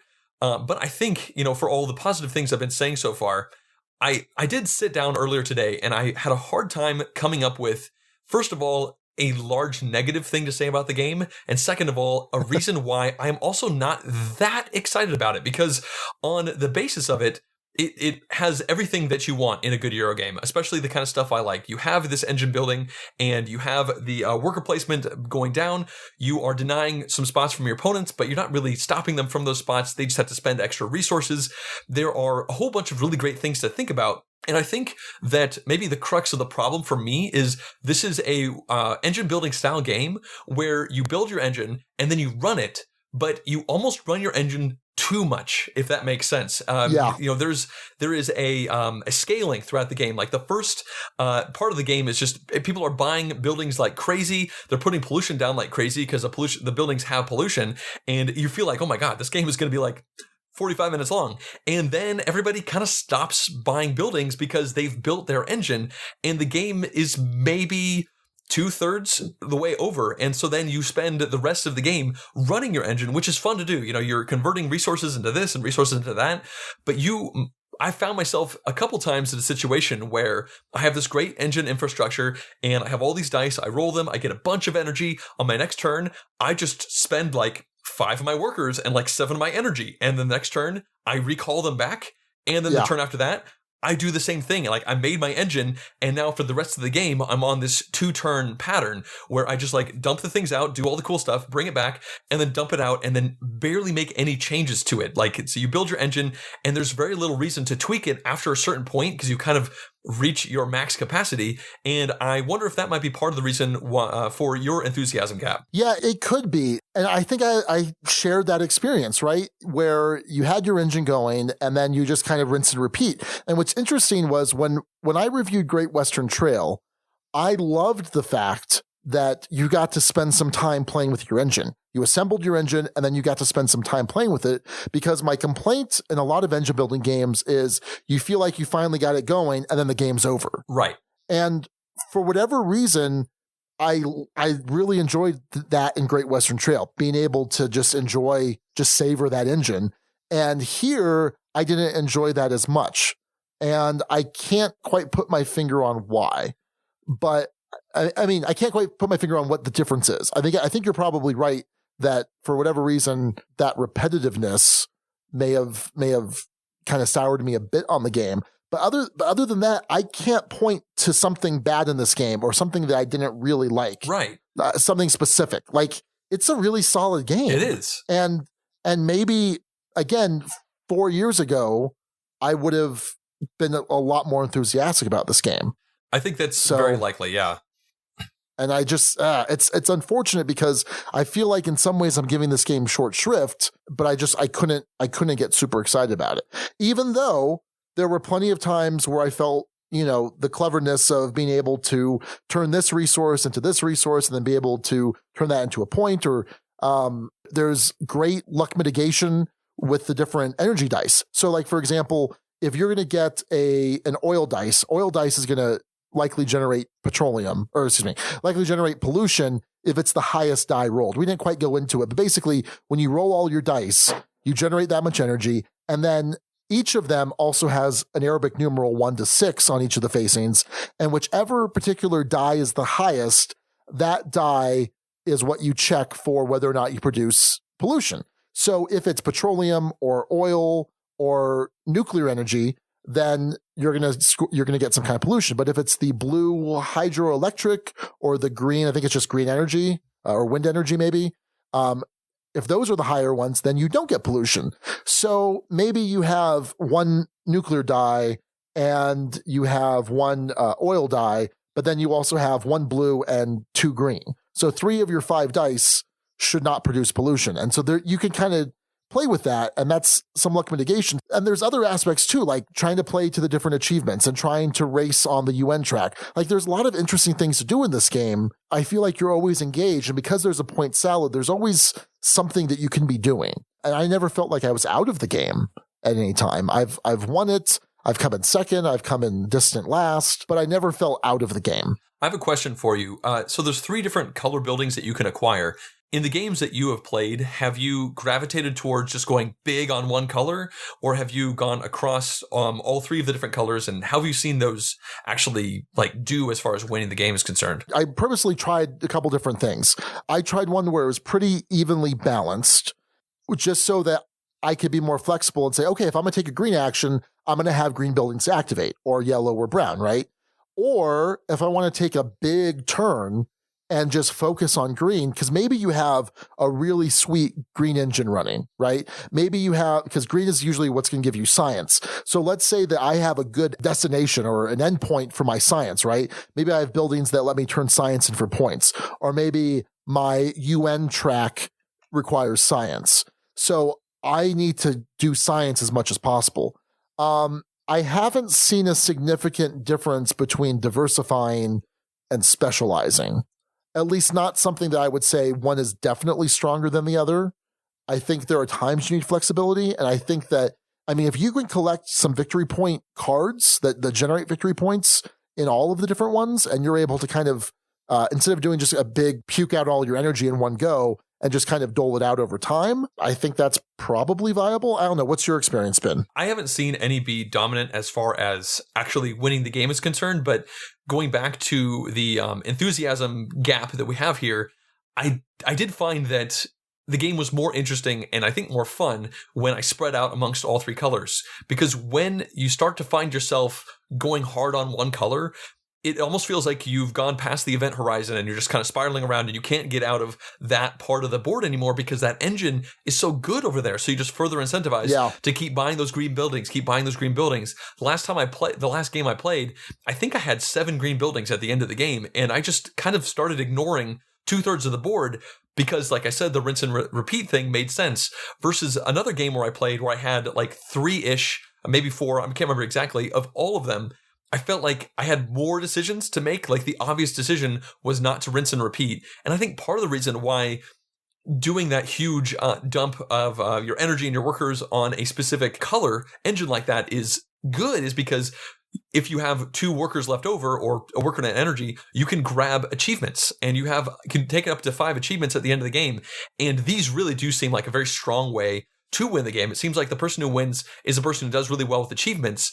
And being able to take an achievement every other turn is a very strong situation when you're in that rinse and repeat, not quite interesting situation. But if you have interesting stuff on all 3 colors, well, maybe you will take 3 to 4 turns before you generate, which is fun to do, but I'm not convinced it necessarily competes with the other thing. I don't have the data set to say one is more powerful than the other, but I can say that one is more fun to execute than the other. Yeah, I think that makes sense. And the other thing too is that that depending which method you're playing, it greatly affects the tempo of the game. Because every time you generate, that's you recalling the workers, you are taking a pollution off of that timer. So it could be that someone is just kind of, I place a couple things here, then I place a couple things here, then I place a couple things here, and you're the one that's really cranking the timer. The downside is that you might be getting more pollution relative to the other players who are not just place, pull. but again, you might be getting more achievements. And I've certainly seen where the player with 5 achievements that can satisfy them reasonably well is likely to be the winning player. But you definitely have to pick the right achievement. So there are basically 3 achievements out at a time. Whenever one's taken, another one replaces it. So playing to those, I think, is pretty strong. And then taking the right achievement. And maybe it might be that there's no achievement that's great for you. And you might need to say, okay, well, I'll take this one anyway. And I think I can reasonably shift my engine to generate, maybe it says, it's a point per leftover oil. And you're like, okay, well, I can reasonably do this to get some oil. Maybe I'm not going to get the full 5, but I don't know. It's good. It's solid. I've enjoyed my plays. If I were at a con, like let's say I'm at BGG Con and I'm walking past the table, Energy Empire's all set up, and someone's like, hey, you wanna join us? I'd be like, yeah, okay. I totally play it and I totally enjoy myself. I thoroughly enjoyed all of my plays. And I there's just something missing for me. And I can't quantify it. I can't fully articulate it. I don't know. I feel bad. Well, this makes me feel better because honestly, I was in the same boat thinking about this earlier today, trying to come up with, the things I want to talk about, the positives and negatives. And I just kept coming back to like, yeah, I can't find anything wrong, and I would totally play it again, but why am I not excited? And I am also, unfortunately, not able to exactly put my finger down on it, but I think it might have to do with some of the stuff we talked about already. Yeah, I think so. So, we kind of alluded to the theme earlier. In my mind, I feel like this is a fairly thematic game. What about you? As far as Euros are concerned, yeah, I can see that coming. It is definitely a worker placement game, but I liked the pollution integration mechanically and thematically. The way you get a nuclear power plant, it's probably going to put nuclear pollution into your skies, I think. Actually, that doesn't make thematic sense. Nuclear power plants, don't they normally go into the water? Either way, you feel like the things you are doing make sense. Those events that you pull, like the nuclear fallout event, sprinkles nuclear pollution all over the place. You feel like that happened. And I think it's not like a crazy thematic game, but I can somewhat easily draw parallels between most of the mechanics and what they're supposed to be doing. Right. So like, a buddy of mine, Nick, he kind of works in the energy industry for the military, although he's technically out on loan and I don't know. Anyway, for him, he's like, I love this theme. Like this is the theme is super engaging to him. And I think there's a really strong connection with the mechanics there. And everything makes a lot of sense, even when it comes down to the starting resources of the countries and what they need to influence the UN. I think there's a strong theme here, just like in Manhattan Project. I think that what both of these games did really well is have the mechanics make perfect sense. There's a strong correlation there. And so I appreciate that. That's another strong point that this game has. It has a ton of strong points for a game that I'm just not excited about. So real quick, let's head over to the guild because we got a bit of chatter here. So Megan Naxer says, I played Energy Empire once and it was fine. For the weight and mechanics, there are other games I would prefer playing, but if someone really wanted to play it, I wouldn't mind. Sounds like Megan and you and I are kind of on the same page here. Yeah, I definitely agree. But the next person I don't think is in our group, though. This is Chris Whitpen, and he says, I am currently in love with Energy Empire. I love the engine building and the unique ways to trigger multiple actions in a turn. You feel very clever when you can string long actions together. There is a decent amount of randomness in how the buildings and events come out. It's right up there with Great Western Trail for my favorite of the last year, a Ducal 6 for me. And he apparently gets the enthusiasm that we are somehow missing. Maybe he funneled that away from us. Yeah, could be. So Kenny Owens, our episode title namer, says, I know I'll be in the minority here, but Energy Empire solved the main problem I had with Manhattan Project by allowing me to invest extra workers to go on action selected by an opponent. This way, if there is a critical move I need to make in a round, I can't be blocked if I manage my energy appropriately. This type of player interaction for me is better than bombing each other's buildings. I also really enjoy the growing impact of pollution for the endgame scoring. It's a great mechanic. And yeah, I think I'd agree with most of that there. It's true. The way the worker placement works is neat, although it does have a much more indirect feel. Like you don't feel like you can really mess over your opponents quite as much as other worker placement games because they just, probably have to spend one more energy, but that can definitely mess up with their engine. Up next, we have Chris Holm, who says, I've played a fun 5-player game of the Manhattan Project Energy Empire 2 weekends ago.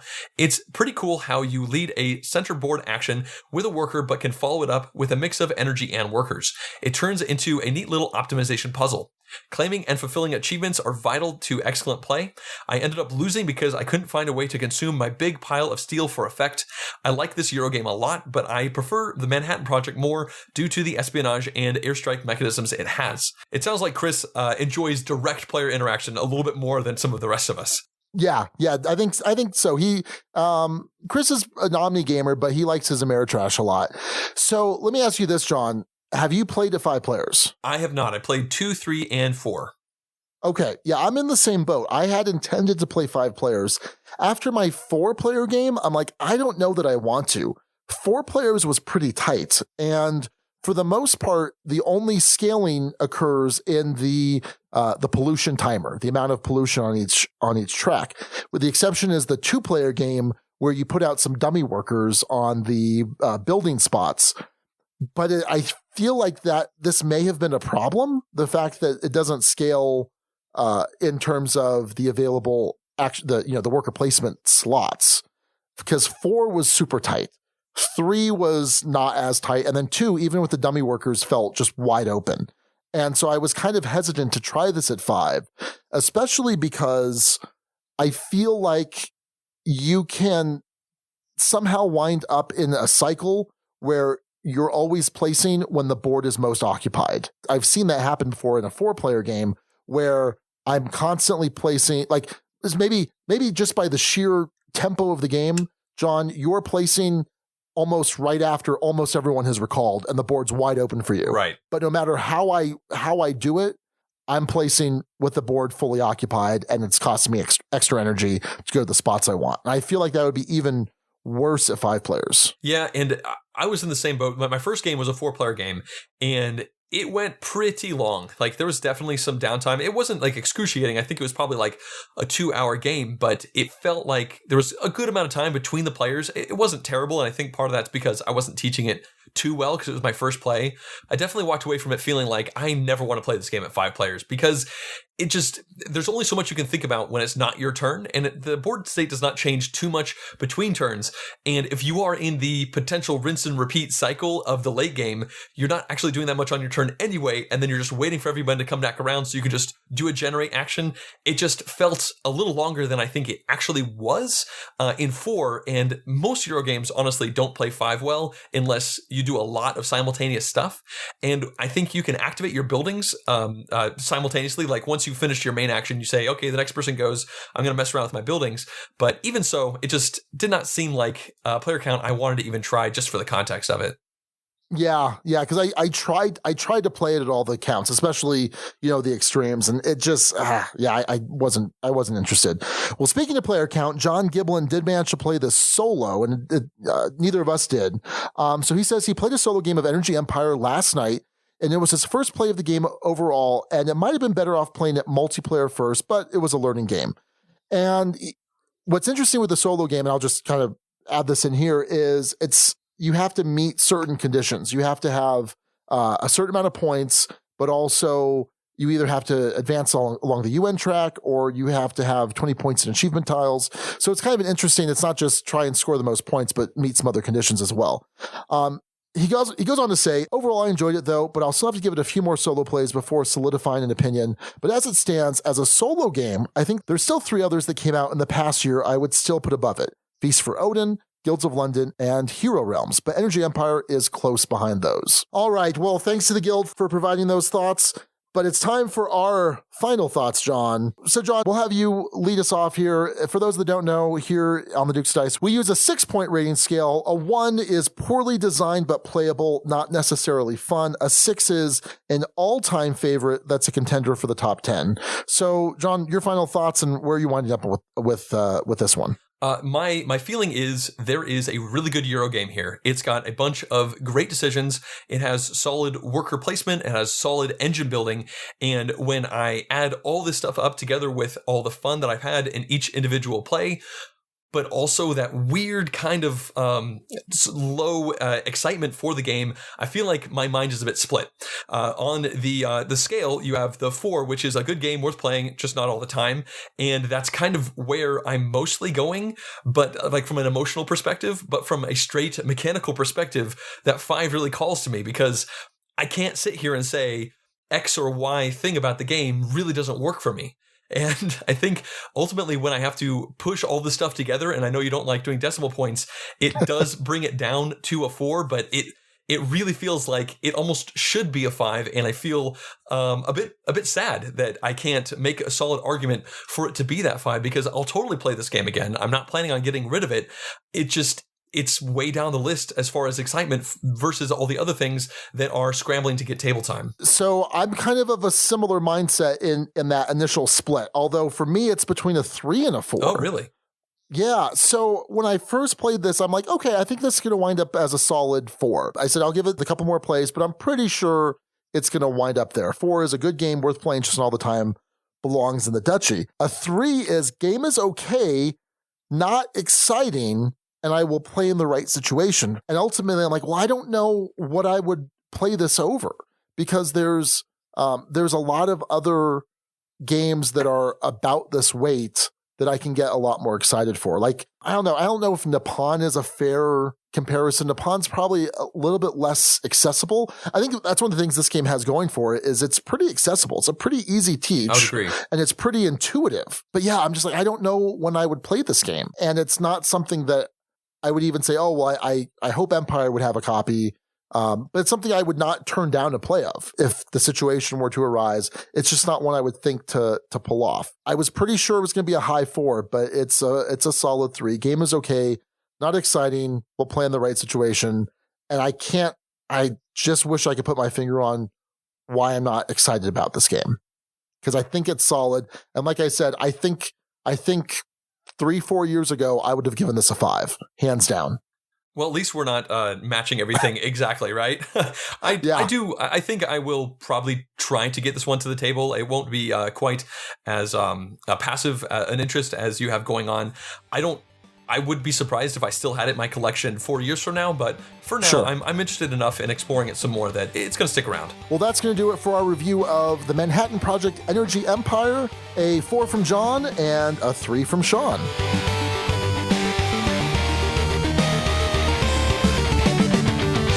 Okay, this week for our Dukes Double Take, we're taking a look back at episode 80, titled Pyramid Scheme. Here we had Suzanne Sheldon, who was filling in because Alex was on vacation or doing something. I feel like he was in Costa Rica at this time last year. Interesting. So we reviewed Kemet with the Ta-Seti Expansion, and at the time, Suzanne gave it a 5. She said that she's not generally a fan of dudes on a map, but that this game is an exception. And I said, this is a 6. And I said, the Ta-Seti Expansion is a must-have. And in fact, a couple months later, when we did our top 10 games of all time, because we updated every August, Kemet was my number 1 game. It went from, I think, number 8 or 9 the year before to number 1. Because after this review, the more I thought about it, I'm like, man, I love this game. And it's literally my favorite game. So, Jon, have you had a chance to play Kemet? Yeah, I used to own it. When it first came out, there was all this excitement. Oh, yeah. And I got it. I was really excited, and I pushed to play with it with all of my different friend groups. And this weird thing happened where I was consistently the most interested in playing it again, and most of my friends just were like, oh, that was neat, and they were kind of done with it. So I played it probably like 5 or 6 times over the course of 8 months, and then it sat on my shelf for years. I would try to get it out, and it wouldn't really happen. I'd try to get it out again, it wouldn't really happen. And a part of this is because it is a dudes on a map style game. That's not usually the kind of game I like, but this one is so kind of fast, and like if your army gets wiped out, it's okay. You'll just make a new one. I really enjoyed the engine building aspects with all the tiles, but it just seemed like it just was not catching on with any of my friends.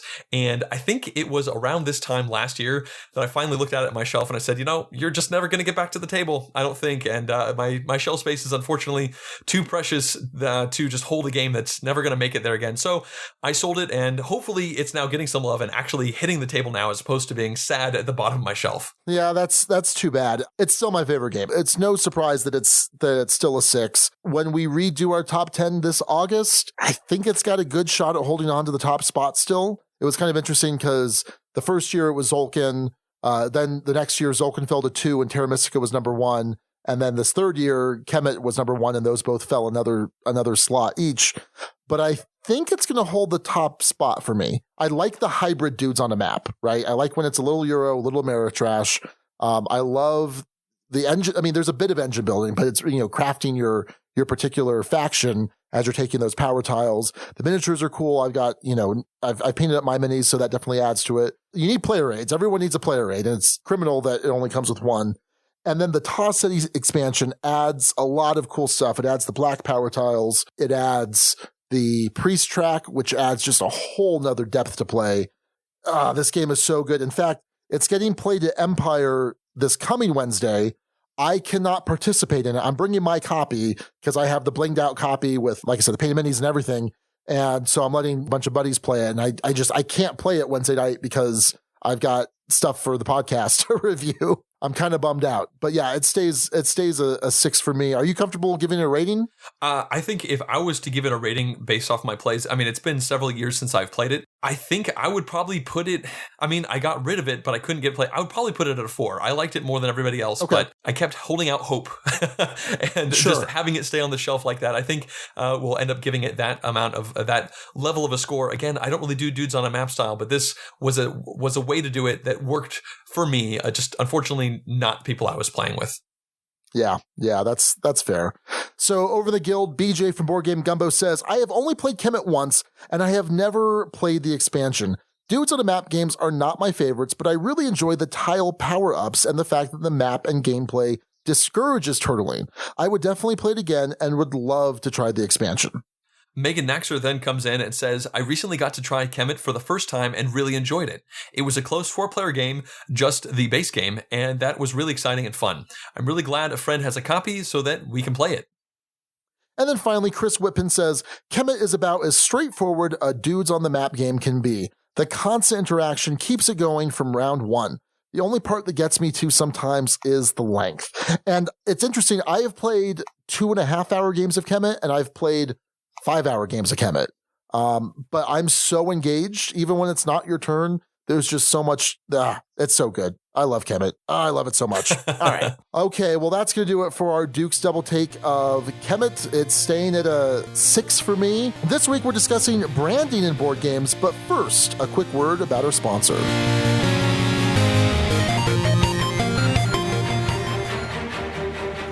The Dukes have a brand new sponsor, the fine folks over at Arcane Wonders. Arcane Wonders publishes the Mage Wars games, including Mage Wars Arena and Mage Wars Academy. Mage Wars Arena combines the best of tactical card play and tactical miniature play. You'll summon mighty creatures to do battle in your name, cast powerful spells to attack your foe, and thwart their every plan and strategy.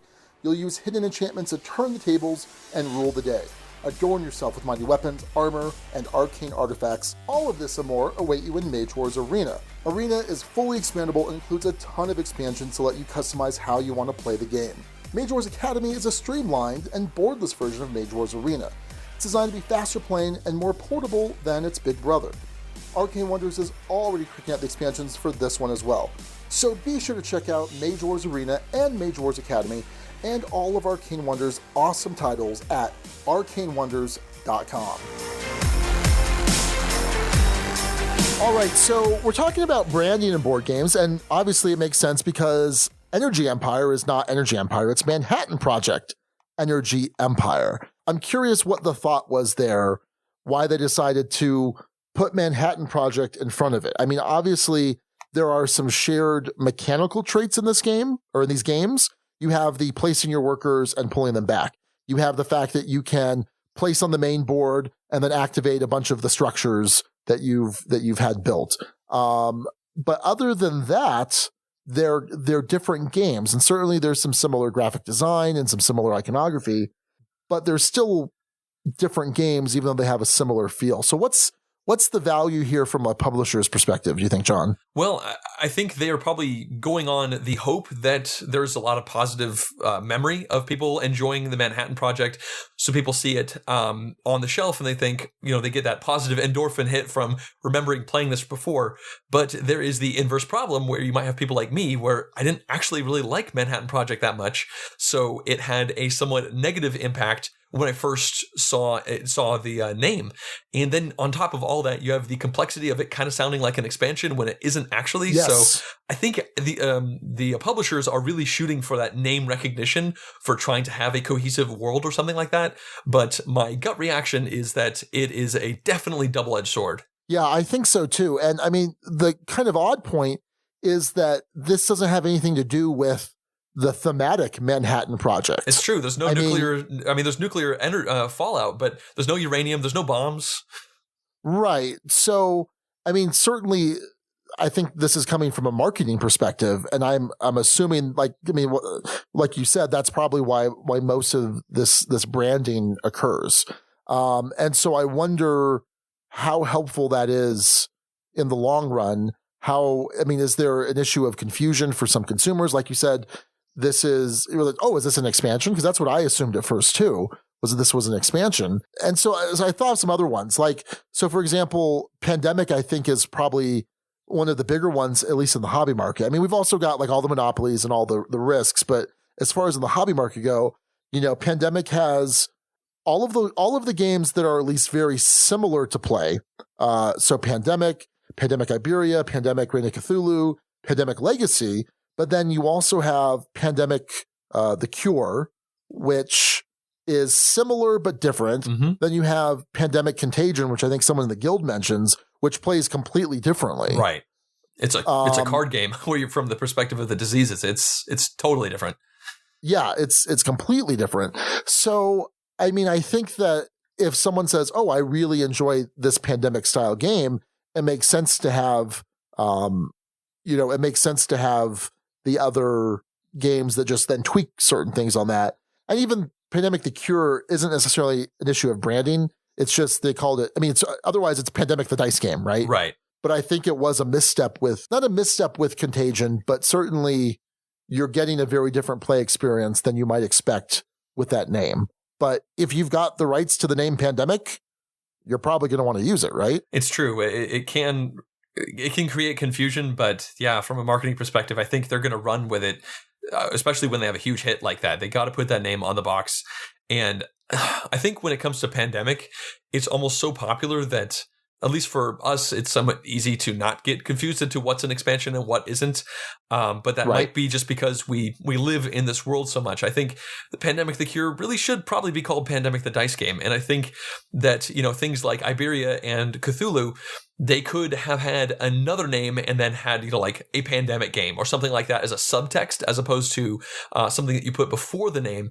And I think that would clear up probably a lot of the confusion, but probably have less of a marketing impact than what they're looking for. And I also thought about Carcassonne, because obviously there's all the Carcassonne expansions. That's one thing.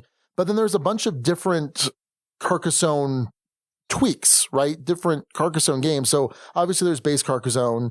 There's like the South Sea or the South, one that just came out not too long ago. I don't recall that one. I know there was Hunters and Gatherers that came out a while ago. Hunters, yeah, that was like 2000. That was like 2002. Yeah, Carcassonne South Seas, that came out in 2013.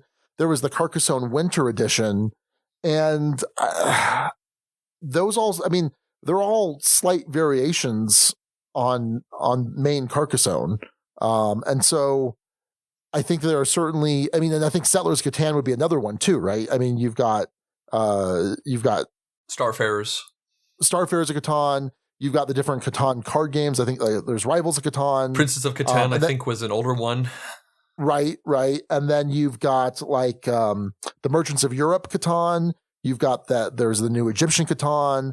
There's the Railways Across America Catan, which again are all kind of sharing a central mechanic and a feel of gameplay. It seems like for those, it's just people that want to at least experience a tweak. They like this game and they want to try it in different ways.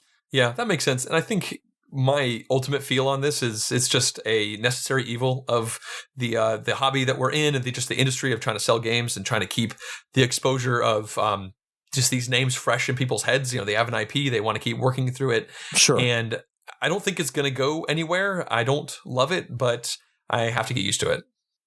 So in terms of just titles, I was also kind of thinking of some other branding gimmicks, for lack of a better word. So like Stronghold has their Great Designer series, which started off, was 504 the first one in that series? Or it was one of the first. I don't recall which one was actually the first. Yeah. And so the funny thing now is it feels like every game that Stronghold puts out is in the Great Designer series. It's true. And also some of those are them getting the rights to, the Eggert Spiel and that kind of stuff coming over.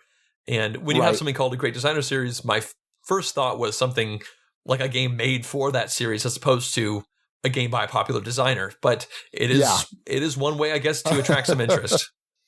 Yeah. And so I feel like it started off as a really solid idea, but if you're just going to put it on every game, then it loses, if everything is by a great designer, then what does that really mean anymore? Right. Then nothing is. Yeah. Yeah, exactly. But there's also something like the Cosmos 2-player line, right? There's a lot of fantastic games in the 2-player line. And I wonder if that makes people more inclined to just having that 2-player line on a box, more inclined to pick up another game in that line. I think it probably does. And that is because that marketing, that 2-player thing, it's very specific to an experience. When you sit down to one of these, you're probably going to play a maybe light medium to heavy medium style 2-player only game that's been designed from the ground up for that. And so I think you get a lot more information out of that little tag on a box than you do from, say, just having Manhattan Project on the cover or Great Designer series. Yeah, I agree. All right. So we had a couple comments in the guild. Chris Whippen says, so I think personally that branding all titles actually can do more harm than good. If you're expecting pandemic-like play out of Contagion and wound up with smash-up virus style, you know what I mean. In this case, I think branding Energy Empire with Manhattan Project really held it back. I think it put in a category in name only, which made people gloss over it, in my opinion.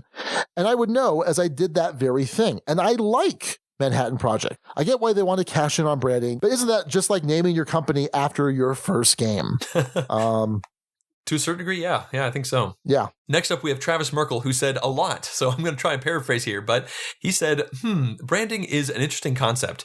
It can go a long way in making good games good. See Race for the Galaxy, Roll for the Galaxy, Jump Drive, which share mechanical and thematic connections, or it can make things very contrived like Munchkin and Love Letter.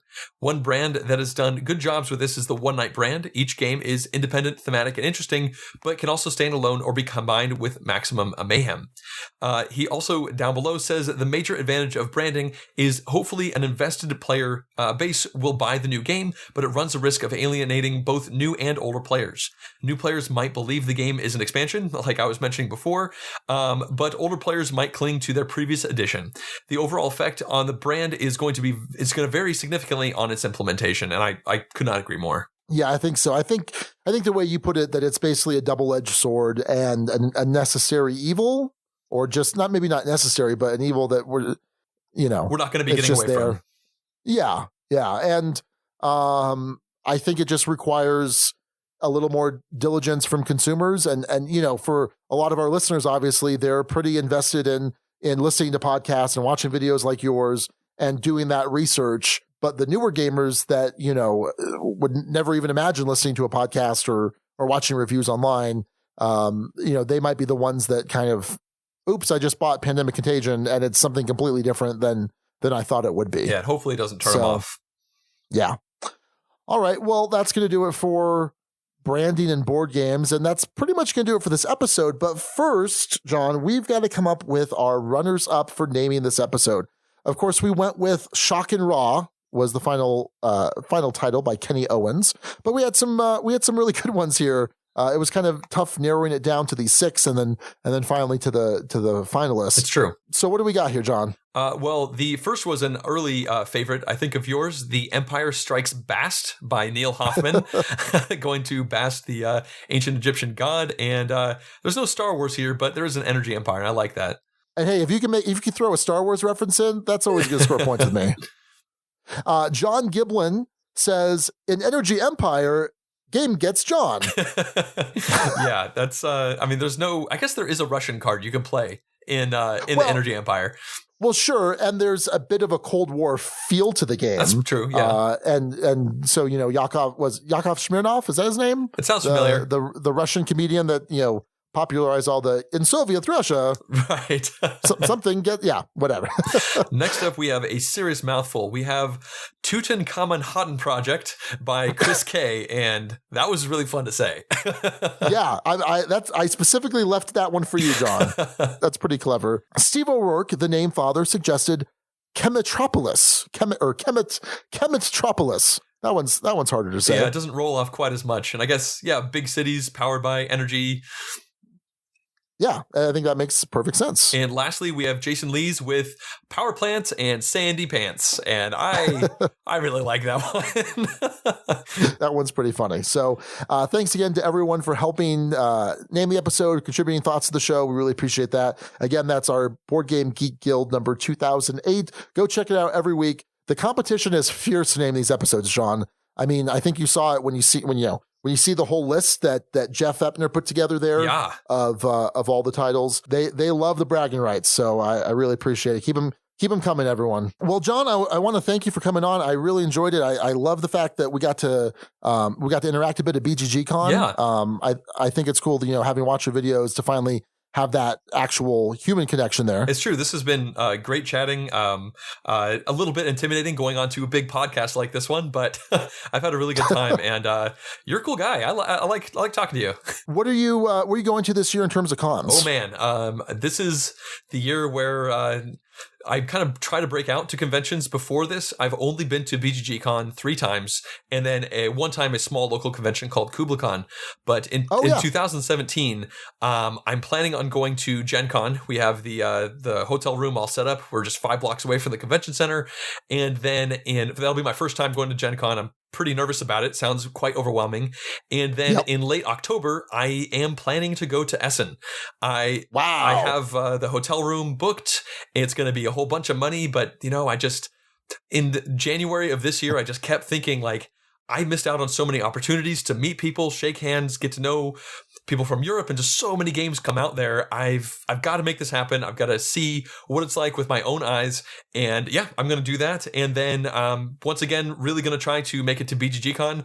Hopefully it's not hard to get myself tickets to actually go this year, but a good friend of mine actually splurged on the premium tickets. So I have a hotel room. I know that. Just got to try to get in there and grab the tickets. So just those 3 conventions there, just going to Europe and Indianapolis. It'll be interesting and hopefully worth the long plane flights from California. Yeah, definitely. So I'll be at BGG and Gen Con, so we need to make sure to hang out and get some games in. Yes, that would be awesome. So John, once again, if people want to find the awesome content that you produce, where can they go do that? JonGetsGames.com. That's the easiest way to do it. Very cool. Are you active on Twitter? Yeah, quite. Actually, it's Jon Gets Games on Twitter, same as Facebook. I try to keep it nice and simple. I'm also JonGetsGames@gmail.com if you have something to ask. Perfect. Well, again, really appreciate you coming on. I think this was it's a lot of fun. Really enjoyed chatting with you as well. It's true. All right. Well, that's going to do it then for episode 132, Shock and Raw. Thanks again, Kenny Owens. Great job. So until next time, this is Sean. And John. And Hail Hydra. Thank you so much for listening to the Dukes of Dice. Today's episode was recorded in the Duchy and in the Ducal Embassy in Berkeley, California on February 23rd, 2017. Our theme music is provided by Carbohydro M from his Prime Legacy album. The Dukes of Dice are a proud member of the Dice Tower Network. For other great board gaming podcasts, check out DicetowerNetwork.com. And for all the latest in the Duchy, go to DukesofDice.com. Find us on Twitter @Dukes of Dice. Join in conversations on our Board Game Geek Guild. Find us on Facebook and subscribe to our YouTube channel. Thanks to Guild member Jeff Epner for production assistance, and thanks to our sponsors, Arcane Wonders and KC Minstrel Games. Check out all their awesome titles at arcanewonders.com and playtmg.com. We'll see you back here next week. Until then, as Alex would say, game on!